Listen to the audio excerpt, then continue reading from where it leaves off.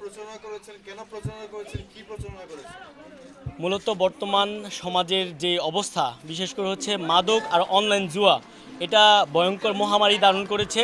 সেই জন্য বিশেষ করে আমাদের নজিরপুর ইউনিয়নের বালুয়াঘাট থেকে আমরা চম্পকনগর পর্যন্ত প্রায় 2টা গ্রামে প্রত্যেক বাড়িতে এবং প্রত্যেকটা সবাইকে, যারা মুরব্বী আছে, তরুণ আছে, সবাইকে সচেতন করার চেষ্টা করেছি। মূলত এখানে অনেক ছাত্র আছে, অনেক ইয়াং জেনারেশন আছে। মূলত মূল বিষয় হচ্ছে যে মুখে আমরা মা ডাকি সেই মুখে যেন আমরা মাদক গ্রহণ না করি, এটাই হচ্ছে আমাদের মূল লক্ষ্য।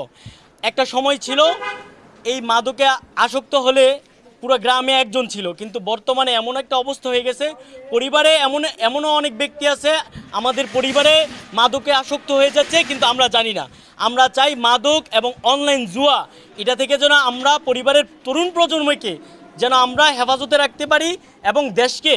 মূলত মূল বিষয়টা হচ্ছে বহির্বিশ্বে যেভাবে আমরা যুদ্ধ হয় বা বিভিন্ন সময় আমরা বড় বড় মহামারী দেখি, এর মধ্যে সবথেকে ভয়ঙ্কর মহামারী কিন্তু বাংলাদেশের জন্য এটা হচ্ছে মাদক।